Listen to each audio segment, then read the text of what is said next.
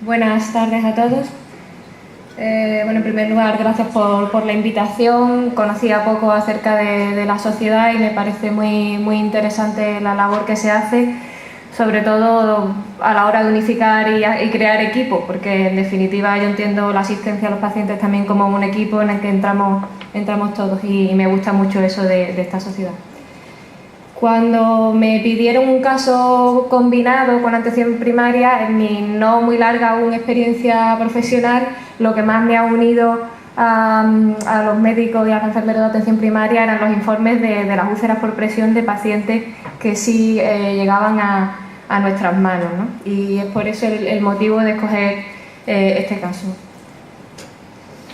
Bueno, esta historia empieza como todas para nosotros, para los cirujanos plásticos, cuando nos vemos involucrados en la atención de úlceras por presión, de una llamada de urgencias o una interconsulta. En este caso fue una llamada de urgencias por un paciente de 75 años con úlceras en los pies. Cotilleando un poco el historial médico en el sistema informático antes de conocer al paciente, pues ya me dio algunos datos, ¿no? Tiene unos antecedentes que le atribuyen cierto riesgo a padecer este tipo de patología, ¿no? Tiene una enfermedad de Parkinson y una discopatía que probablemente le aporta una dificultad de movilidad y además un trastorno psiquiátrico que, como en el caso anterior, evidentemente juega un papel muy importante en toda úlcera crónica. En el aspecto social, eso ya lo descubrí más hablando con él y con la familia, también es un exalcohólico, dependiente de las actividades de la vida diaria y en ese sentido ingresado en una residencia, pero un factor muy importante a favor de él era el apoyo familiar. Los hijos están muy involucrados, aunque sí vive en una residencia, pero no en la situación de abandono que juega un papel crucial para estos pacientes. Sí que ocasionalmente tiene ingresos en unidades psiquiátricas y ese fue el origen de esta úlcera en concreto. Como digo, el manejo en la residencia sí parece ser bastante adecuado, pero pasó por un agravamiento de su condición 2 meses en una unidad psiquiátrica donde le envolvieron el pie en una venda y se preocuparon mucho del trastorno psiquiátrico. Es una crítica, aunque también me la hago a mí misma. Yo he tenido muchos pacientes probablemente con trastornos psiquiátricos a los que no le he prestado ninguna atención y me he dedicado a la herida y al revés también pasa. Entonces la comunicación entre todos creo que puede solucionar bastante este tipo de problemas. Y este es el pie que nos enseñan, ¿vale? Es el mismo pie, es el pie derecho, una úlcera talar evidente y también la región plantar. No se aprecia bien, pero es un pie que está inflamado, caliente, muy doloroso. El paciente está completamente desconectado de las personas que le rodean, solo responde no muy amablemente cuando lo explora por el dolor. En cambio, los parámetros físicos, pues bueno, no tiene fiebre, la tensión bien, la frecuencia cardíaca bien y eso es lo que yo creo que hizo una derivación tan tardía del caso, que es lo que lo complica por lo demás. Ya en el análisis, pues sí, vemos que estaba anémico, que había una leucocitosis importante, una hiponatremia y la PCR, que es la que nos indica el estado inflamatorio del paciente, pues muy elevada. Con todo esto, bueno, surgió la típica discusión amistosa de quién quiere hacerse cargo de este paciente. Indudablemente medicina interna se encargó de él y es una parte muy importante de la buena evolución del mismo y bueno, nosotros asistíamos en la parte más de la herida. Ya ingresado, bueno, no lo he comentado, pero evidentemente son unas úlceras que se diagnostican de grado 4, además infectadas, y como digo, los compañeros de interna se hicieron cargo del tratamiento médico, reponerlo de la anemia, el tratamiento antibiótico. Se le pidió una resonancia magnética, puesto que la primera intención de muchos compañeros es indicar una cirugía. Habitualmente no son cirujanos los que indican una cirugía de primera mano y efectivamente el pie que teníamos con anterioridad pues no invita a hacer una reconstrucción, porque sobre un lecho infectado las probabilidades de éxito son nulas y vamos a gastar recursos que probablemente necesitemos en el futuro.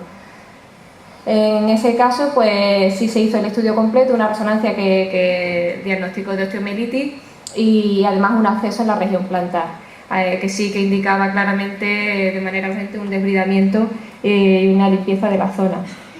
Las fotos que veis es a la alta, por eso tienen relativo buen aspecto después de este desbridamiento, después de los cultivos, la antibioterapia específica, y se le coloca un VAC, una terapia de presión negativa, puesto que las curas todavía son algo dolorosas y es verdad que favorece mucho en estos pacientes una cicatrización dirigida.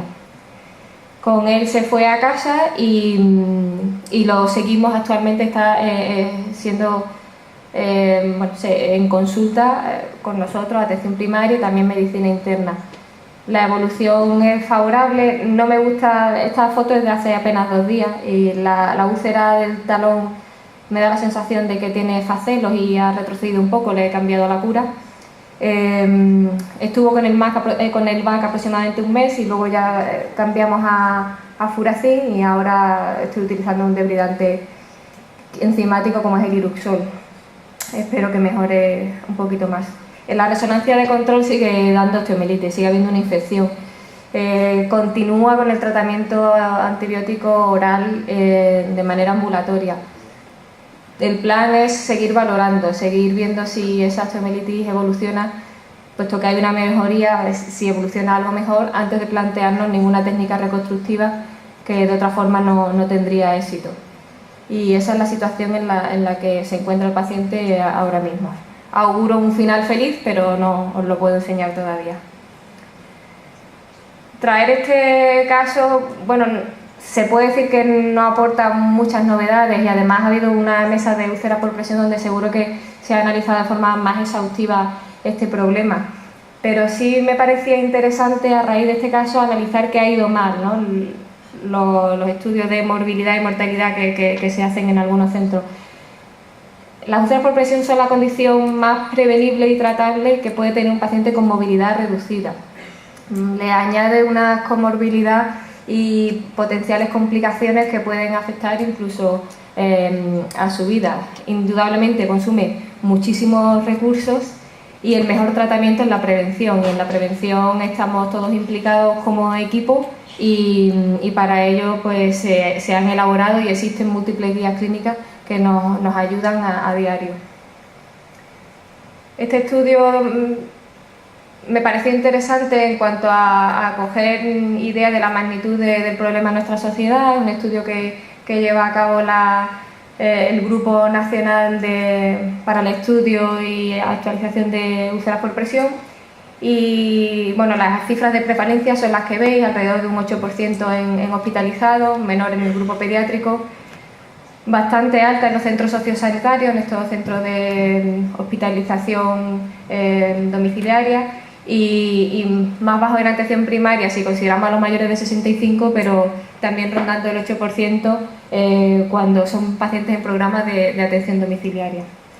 Las conclusiones a las que llega este estudio es que no lo estamos haciendo mejor. Es el 4.º estudio de prevalencia y las curvas no son muy optimistas.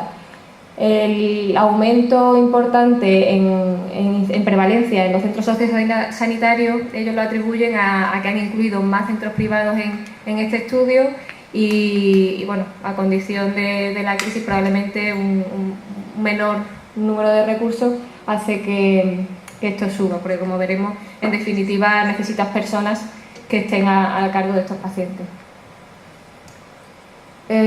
Bueno, niveles de adaptación hay muchos, esto procede de una guía clínica que evidentemente no vamos a detallar con mucho rigor, pero sí me parecía interesante sacar de esa guía los niveles de actuación en los que se ha demostrado claramente un beneficio. El apartado de prevención evidentemente es el más importante y ha demostrado a nivel científico un impacto muy positivo el simple uso de las valoraciones de escala de riesgo. La primera la definió Norton en el 62 y bueno, al parecer el sucesivo estudio dejaba pacientes fuera y han surgido otras como la de Braden o la de Mina que procede del grupo de enfermería del Instituto Catalán de Salud, es decir, es nuestro. En ese sentido, es tan fácil como pasarle una escala a los pacientes de riesgo, pero para eso necesitas el personal y el tiempo. Es una inversión, pero sin duda coste-beneficio sale rentable. Por otra parte, también demuestran un impacto positivo las escalas de valoración nutricional. Una vez más, ser consciente de quién es una persona de riesgo y actuar antes de que el problema ocurra es la mejor actuación, e indudablemente los cambios posturales y lo que denomina superficies especiales para el manejo de la presión, que bueno, serían los colchones o más locales, las taloneras y demás. Hago hincapié aquí porque aquí falló nuestro paciente, o aquí fallamos con nuestro paciente, mejor dicho. Era evidentemente una persona de alto riesgo para desarrollar úlceras por presión, pero seguramente no tienen implantado en ese centro el uso sistemático de estas escalas. A nivel de diagnóstico, una obviedad, está demostrado que tiene un impacto positivo monitorizar de manera sistemática las úlceras por presión. Más que el hecho de la monitorización, es el hecho de levantar la cura y verlo. Aquí esto sí lo vemos con mucha frecuencia, porque cuando el paciente llega a cirugía plástica, evidentemente es que muchos pasos intermedios no han funcionado. Poner una venda y no levantarla es un error muy grave que aún se hace. Y la otra parte en el aspecto de diagnóstico que tiene un impacto muy positivo, una vez más, es valorar el estado nutricional y ponerle solución. Bueno, creo que no lo he comentado, pero nuestro paciente también mostraba signos y síntomas de desnutrición proteica a la que la internista puso medida. Y por último, el tratamiento, como todos sabéis, se sustenta en tres aspectos. La nutrición, una vez más, muy importante, el manejo de la presión, ya sea con medidas posturales o utilizando medios locales para evitarla. Puedes curar muy bien una úlcera, pero si sigue habiendo presión no va a evolucionar positivamente, eso también lo sabemos todos. Y en el manejo concreto de la úlcera por presión, que es quizás en lo que más me implico yo junto con enfermería, curiosamente lo que más impacto tiene en la buena evolución de las heridas es la limpieza. Irrigar con suero salino o con agua destilada o con agua del grifo ha demostrado ser una de las medidas que más soluciona o mejor evolución le da a las úlceras por presión. Debridamiento, evidentemente, cuando hace falta. Curas, no me voy a extender, hay muchísimas opciones, casi todas van bien, asociadas a una buena limpieza. Si no hay una buena limpieza, tampoco afectan las curas. Sí se ha visto que las curas en ambiente húmedo tienen un impacto más positivo, aunque probablemente estemos hablando en ese caso de úlceras grado 1 o 2 y no las más graves 3, 4.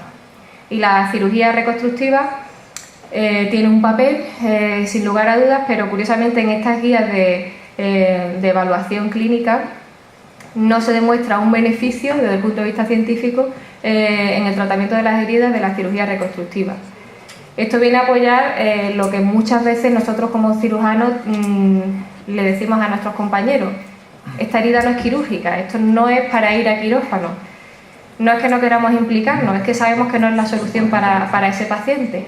Y bueno, al parecer hay evidencia científica también para eso. En definitiva, nuestro paciente podemos decir que ha tenido una buena evolución. Es verdad que teníamos muchas cosas a favor, como el apoyo familiar, y espero que pronto lo hayamos solucionado completamente. Estoy muy contenta porque el trabajo en equipo ha funcionado muy bien. Yo le recuerdo siempre al paciente y a sus familiares que sin la internista no habríamos cerrado esa herida, y sin los enfermeros que le cuidan en su residencia tampoco. Pero el verdadero éxito sería este. El mejor tratamiento para una úlcera por presión es la prevención. Y a mí me da rabia cuando veo a ese paciente que ahora ya sí nos habla y se comunica con nosotros, está muy indignado con que yo sea del Betis, porque él es del Real Madrid. Y ese es él, ese es el paciente y no el que recibí totalmente desconectado del medio y y poco menos que sentenciado a, bueno, este hombre no sé ni si sobrevivirá a sus úlceras. Bueno, ha sobrevivido y espero que no volvamos una vez más hacia atrás. Muchas gracias.